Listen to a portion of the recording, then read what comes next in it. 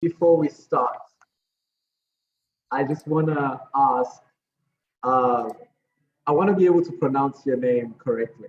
Yeah. The last thing I want is to have an African brother pronounce another African brother's name wrong. Is it Abby Wemimo? I want you to help me pronounce it like how your aunt pronounces. Yeah. So it's actually Wemimo Abe. Wemimo Abby. Okay. Yeah. So it's like think about Abe, like Abe, like, and then it's Wemimo. Uh-huh. Wemimo Abby. Yeah. Okay. Great. So Well, that's amazing. Okay. So let's get it. So welcome to Africa Day, which is happening a couple of months after the date that's Africa Day. But since I'm hosting this particular interview from South Africa, every day is Africa Day. And today we're going to be talking about fundraising. And today we have Wemimo Abby, the founder and co-CEO of Esusu. It is a tremendous pleasure to have you today, my brother. Thank you for taking time out to be with us. absolutely, such a delight to be here with you, Wandile. Incredibly excited to engage in this thought-provoking conversation. Appreciate it, man. We're really excited to talk about this because, there's a lot of young African entrepreneurs who are running different startups, both in the United States and in the diaspora, who are looking to raise funding, right? And you've been very successful. I think recently, according to TechCrunch and your Series B, Esusu raised 130 million, and which puts your evaluation to about $1 billion. Now, my brother, as an African brother, I have to ask, how did you raise so much money without having a fly hanging over your head and a white man coming up and saying, for $1 a day? Can you tell us a little bit about who Esusu is, what's the company's about, and how you've gotten to this point? Got it. So it wasn't always easy to raise capital for us at Esusu. I think before starting, it's important to go down memory lane a little bit and tell you the inspiration behind Esusu, which is grounded in my story and my co-founder Samir also. I grew up in the slums of Lagos, Nigeria. I lost my father at the age of 2. I was raised by my mother and 2 very spirited sisters. And one thing my mother fundamentally believed in was just the importance of education. She afforded my school fees to one of the biggest high schools and finest high schools in the land. And when all the kids were planning on going to the United States and Europe, I took on that opportunity to self-study for the SATs. And that was my ticket to come to the United States. I migrated from 80-degree weather in Lagos to negative 22 degrees in Minnesota. It was incredibly cold. Didn't really understand why people live in those climates. It was also a character building experience. It taught me a lot about myself, and I met, one of the best folks I've ever had to hang out with throughout the course of my life. And something important happened during that transition. My mother and I did not have a credit score. We walked into one of the biggest banks to borrow money. We were turned away and had to go borrow money from a predatory lender at over 400% interest rate. In addition to that, my mother sort of pawned my father's ring. We borrowed money from church members, and that's how we got started in the United States. So, really inspired by that experience and my co founders, we started the company on 3 core premises. No matter where you come from, the color of your skin, and your financial identity shouldn't determine where you end up in the wealthiest nation the world has ever seen, and dare I say, anywhere in the world. And that was the true inspiration behind Esusu. And what we do at Esusu is really simple. We partner with the largest landlords and small landlords also, and really capture households' largest expense, that rent, so which is their rental payments every month. In the United States, that data isn't captured and factored. So we were able to create the technology that extract it, transform it, and report it into the consumer rating agencies. In addition to that, when people can pay rent, we give them zero interest loans so they are not evicted. And as a society, we're not solving homelessness backwards. And then we provide impact data, not just to say, hey, we are doing this thing. We want to follow people on the continuum of now you have a credit score, now you have financial literacy, and you have stability. And now, what did you do with it? So we track all those impacts across board. So it's been incredibly exciting, Wandile, to see the growth. Like you rightfully said, Esusu has grown tremendously, but I don't want to romanticize the idea of raising a lot of money. And I'm happy to tell you about my fundraising journey, Yeah, tell you about, all of that. that's in such an incredible and inspiring story. And as a fellow African, I also know how there's a thin line between telling a backstory like that. And that thin line is it can easily sort of be romanticized, right? It's like, oh, it's such an incredible stuff. But in reality, you lived it, and it's not incredible. It was Right. tough. You Right. know, I think one thing I'll tell you about my story is when I came to the US, I was initially not forthright about telling those stories because I studied development finance in graduate school. I wasn't interested in perpetuating all the stereotypes in the continent of Africa and other countries that are going through dire experiences. And one thing when I was applying for graduate school, talking about myself, the people that know me, I know my story, just saying, this is not who you are. Why are you trying to hide your story? And what I hope to always do in my story is not to romanticize living in poverty. It's mm, rather to essentially inspire others that mm, grew up in the slums of Lagos, that grew up in Ajangbari, that grew up in Okokomaiko. I want them to see me and say, if they are Aaron, you know, I can do this also. If that kid can do it, that walk the streets I walk can do it, I can become one of the select few that creates a company that's valued at $1 billion. And for me, that's the mark I want to make. And I don't want to come across as someone I am not. And every time I tell the story, it reminds me at the end of the day, I'm still that kid from the slums of Lagos, Nigeria, and mm, never get carried away. Never mm. get carried away. Never settle. Always have a chip on your shoulder. And it keeps me grounded. So that's the way I like to sort of convey this message as a source of inspiration and not just this, how did he do it kind Yeah, of yeah. mentality. My brother, I love that story. I want to say I am not a kid who grew up in the slums of Lagos. I grew up in the slums of Durban, South Africa, but I am inspired too, right? And it's this idea of resilience, but also it's idea of hope. We talk a lot about diversity, equity, and inclusion, but I think one of the most important things for us Black young African startup is representation, right? We get into, and I'm sure you faced a little bit of this when you were raising. You get into these fundraising rooms and no one looks like you, and it's already an uphill battle. Maybe before we get to these details, I just want to go back to your mom, who sacrificed so much for you to be here. How does she feel now when she sees, some of the success and what things have come up to? Do you feel like you've lived up to the name she named you as? Because on Google, according to three folks, two in Nigeria, one in Canada, your name means cleanse me or to be cleansed. Can you tell us a little bit about the name and whether or not you've lived up to what your mom wanted you to be? Yeah, it's actually funny. My mom, probably barely got an high school degree. So when my mom talks to me, we talk about the fundamentals of family. She's excited about, me being married and carrying my family. Congratulations, my brother. Right. Congratulations. Thanks.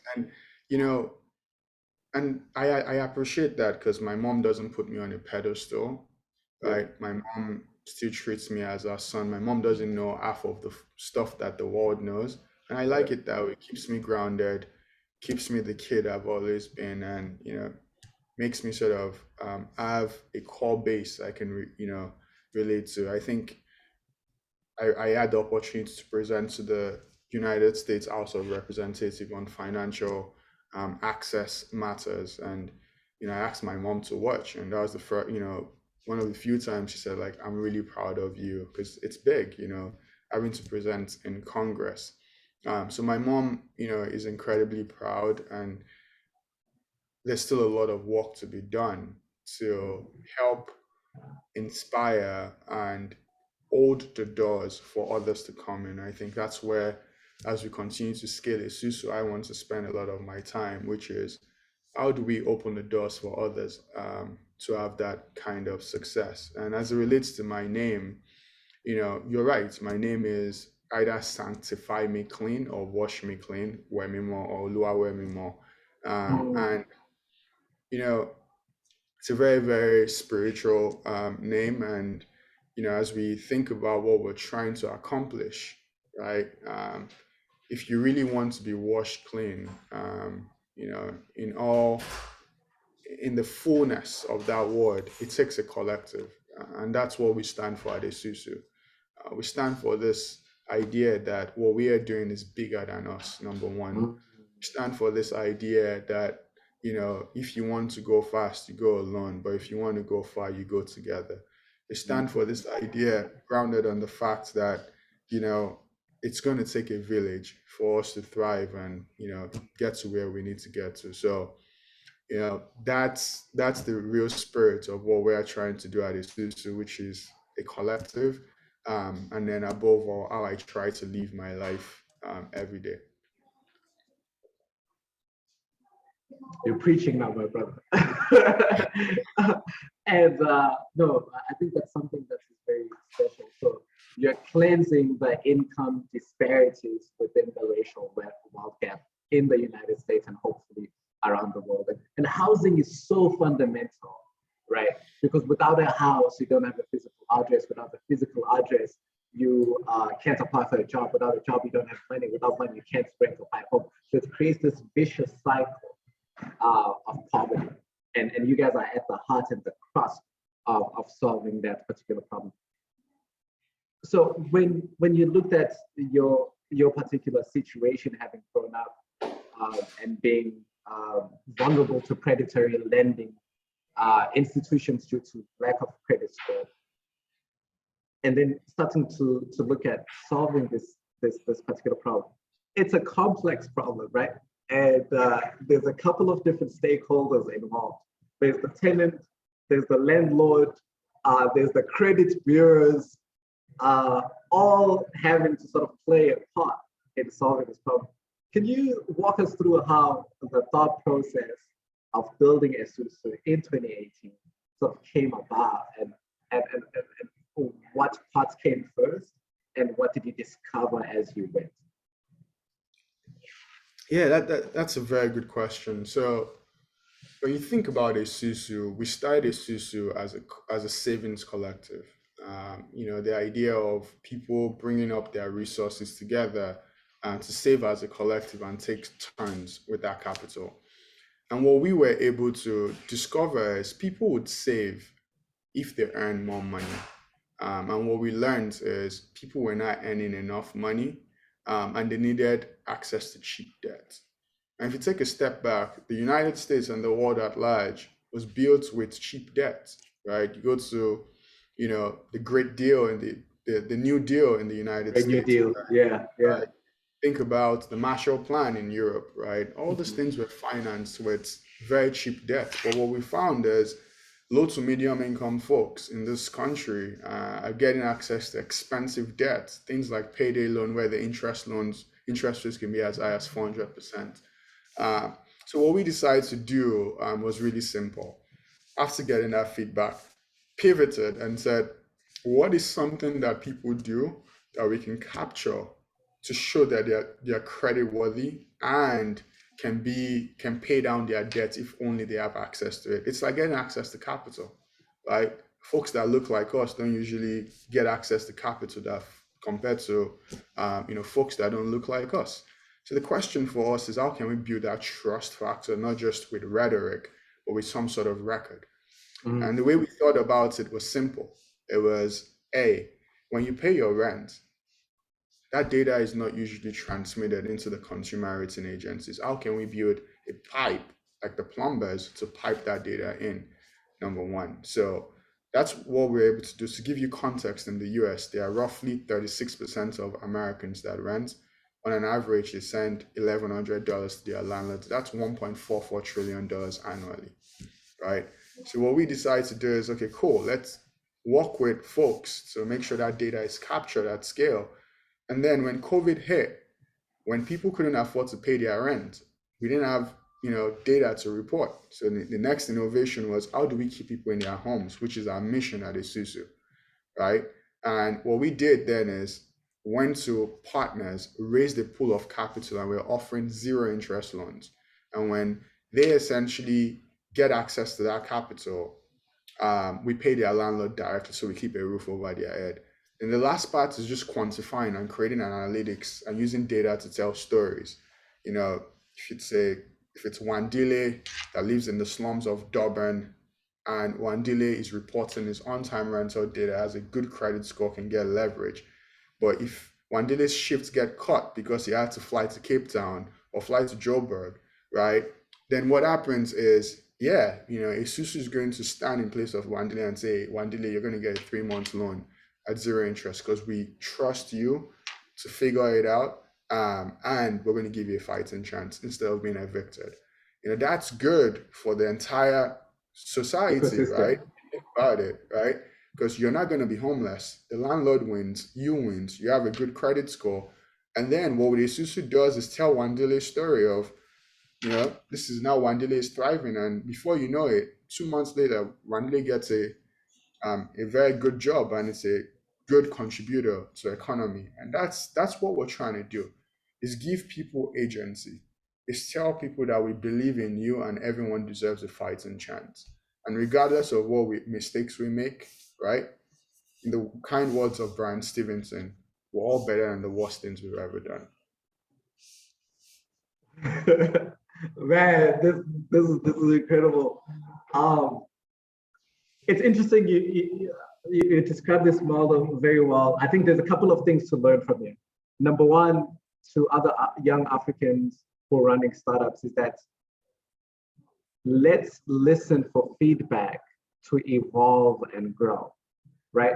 I think a lot of startups die because the original model did not quite solve the problem, but they don't realize that they were just one tweak away to a unicorn, right? And I think that's a very important lesson to learn from you. I think another important thing, my assistant who set up this meeting wanted me to tell you that in 2018, I started Ubuntu Design Group as a architecture and financial inclusion sort of like bank, micro mortgage lending bank. But what we did was we would design the home.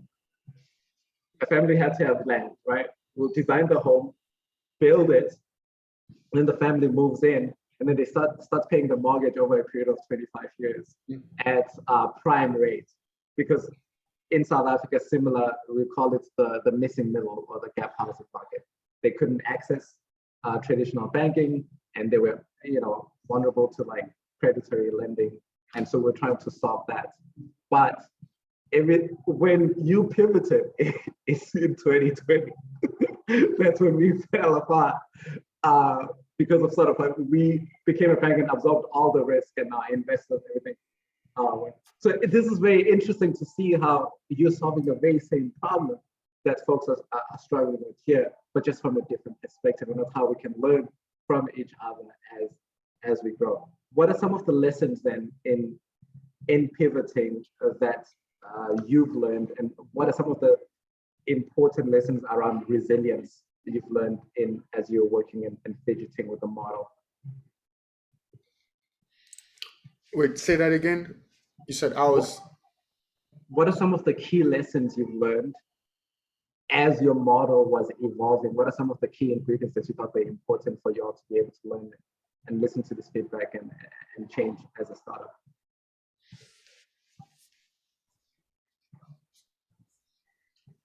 So when I look back, I think it's being able to experiment with ideas with speed and precision and not necessarily having all the infrastructure. It's this idea of failing fast or testing ideas fast. If you were to calculate for all the solutions out there, there's a good chance that you might not reach the outcome that you're trying to reach. I think what helped us out a lot is when we had ideas, we wanted to experiment as fast as possible. There are a lot of ideas that ended up in the graveyard that no one knows about. But it's just a plethora of experiments that we leveraged at Esusu. So my guidance would be you don't have to have everything figured out. And when you're experimenting and it has to do with people, just control for how is my product going to do no harm. That's where we start off at Esusu. Anything we create, we say, okay, consumers at the center, we are not doing any harm. And then you can experiment on that premise because when you make mistake, there's no injury to anyone. And that's literally the litmus test for all our experiments. So, the way I would look at it is just in that particular mindset, which is focused on A, do no harm, try as much as possible to be intentional, fail fast if the ideas don't work, iterate, and move forward. So that's the way I would sort of think about it. And that's what we did at Isuzu. It's just add an idea, experiment with it, get people's thoughts, and keep things moving. Mr. Webber, this is a this is a great interview and this is brilliant. But I have a question from just a practical African entrepreneur's perspective. Your mom sacrificed so much, gets you to college, you go to Cambridge, do banking, and African family, we're now expecting you to come back and have money and build a house and change things. But you want to be an entrepreneur, like you're voluntary, sometimes being poor to build this. How did you balance expectations and building and failing fast and doing all of these things? Yes, my mom is incredibly selfless. She's one of the most selfless people I have ever met in my life. And my mom will send money back home to Nigeria instead of having health insurance. That's the kind of person my mom is. Just her benevolence is second to none. So, I had the good fortune of going to very good schools in the United States. I graduated from New York University. I'd done programs at places like Cambridge. I was working at Goldman Sachs and PricewaterhouseCoopers, earning good money at that point. And, my mom was incredibly excited about that particular premise. But I had to come back to my mom and say, hey, I want to go start Esusu and go back to zero. I can't support the rents. I can't support the other financial obligations. And that's really the reality of what we've been dealt. And I remember my mom saying, like, I thought we made it, and it was a charged conversation, but I think one thing my mother, I admire about my mother is just the idea of not having any regrets and just taking a chance. So, she just said, give it a shot and try it. And I don't have anything to fall back on. I didn't grow up from money. No one expects me to go to bank and become a lawyer and be like them. I don't have any of that. I just have my mom. So I think for me, I didn't want to go to my deathbed thinking about what if I did something, No regrets. Yeah, exactly. And number two is I never want to ask myself what if. And I always wanted to do something bigger than myself with good people. And the concept is always a head for business and a heart for the world. And that's how I sort of operate. So that's been the premise, to be honest with you. And it wasn't easy.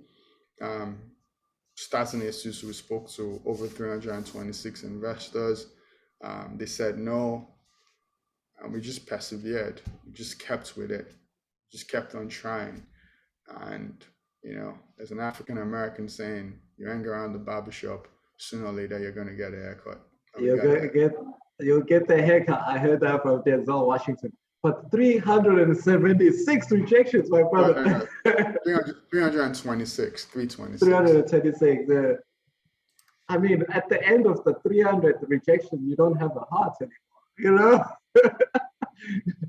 but it takes that resilience and that commitment to what you're doing in order for you to sort of keep going. You are a man of faith. I was just wondering what role faith played in you sort of getting back up again and continuing to strive towards your goals. Faith plays a quintessential role in my life. Is the backbone of everything I do.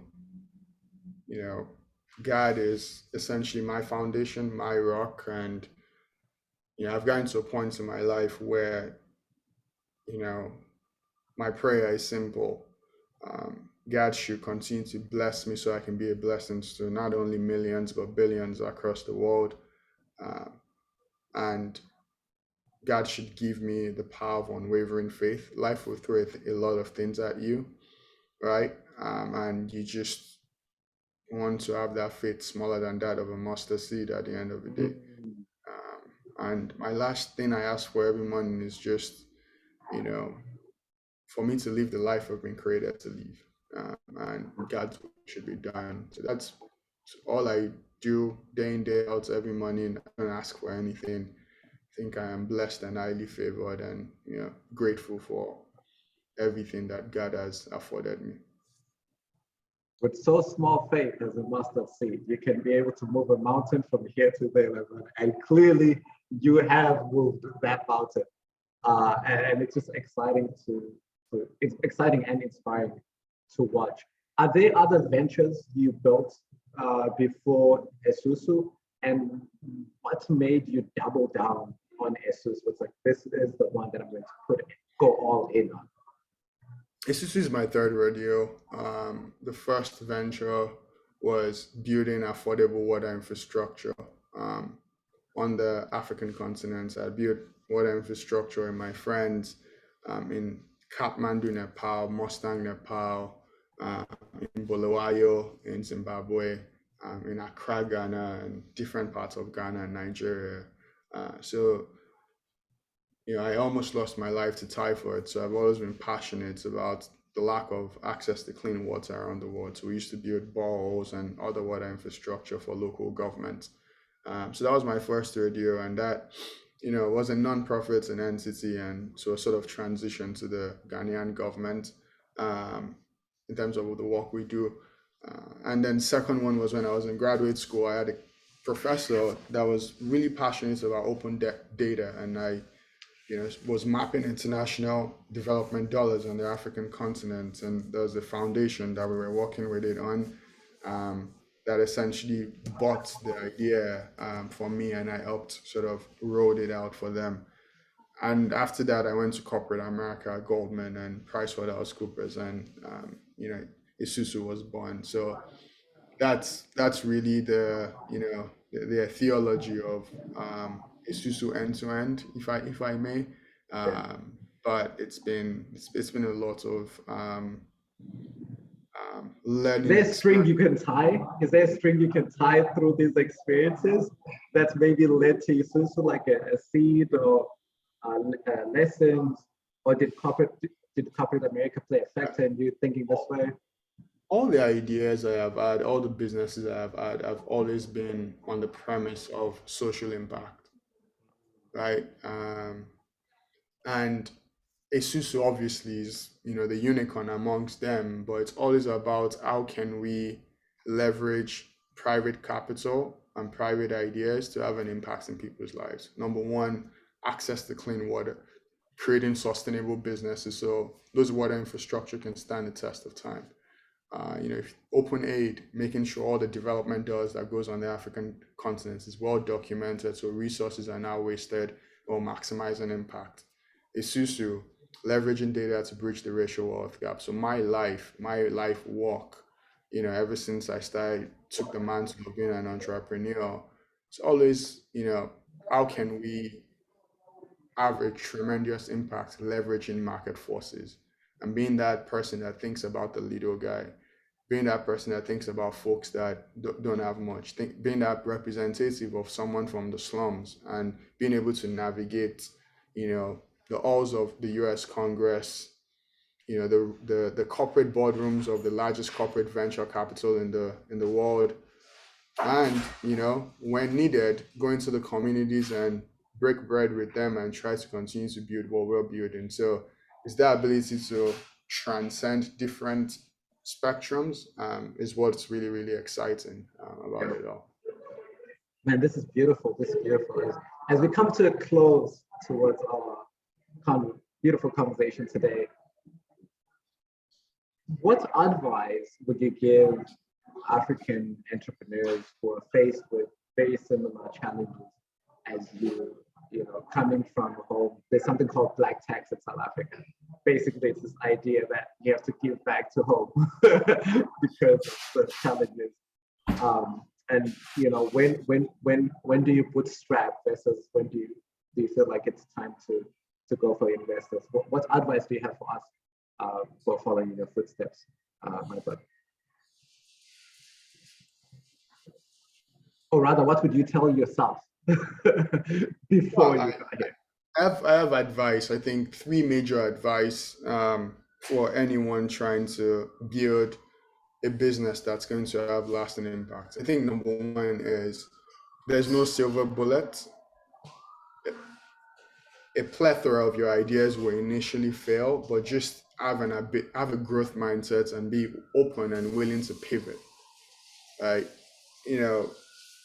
Failure is valuable when you can learn from some of your failures and then incorporate some of the lessons learned to create something special.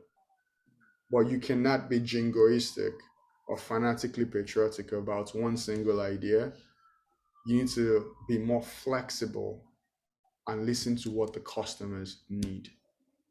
You have to have customer obsession. You let the market speak, understand, and then you mold around it. So I think that's crucial. I've seen a lot of entrepreneurs that miss that, and they're so passionate about what they are trying to do, but might not be what the market needs or demands.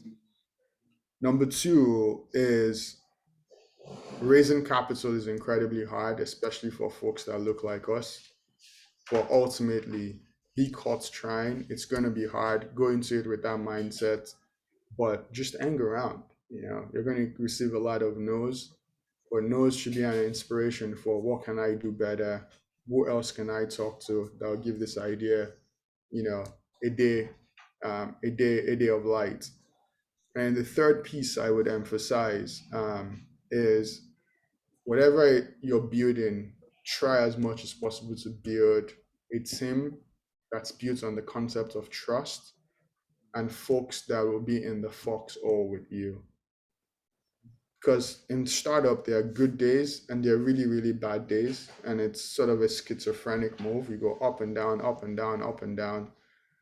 And you need folks that will be like, we're there against all odds. We're there against any pain. We're there come what may. So it's people, customer obsession and flexibility, and then trying as much as possible to persevere, especially when you're raising capital, because there'll be a lot of no's. Oh man, such great wisdom to live with. But I will be remiss if I live without asking you this question. So, Nigerian jollof or Ghanaian jollof? What are we going with here? Some questions don't deserve an answer. The answer. There's no other way. The data proves out. I do want to say the CEO of the Resolution Project, George, made it a point to tell me to tell you he sends his greetings. And hopefully next time we connect, you can teach us a little bit of that Taekwondo dancing that you did in college, because I think that's the secret to raising all of this money and having a successful startup. My brother, thank you very much for being a part of this experience. Thank you so much. Have a good one, brother. For sure, you too. And that was Wemimo Abbey with us today, sharing his wisdom on how to run a great startup and fundraise as an African entrepreneur. Thank you very much, everyone. Okay, we stop.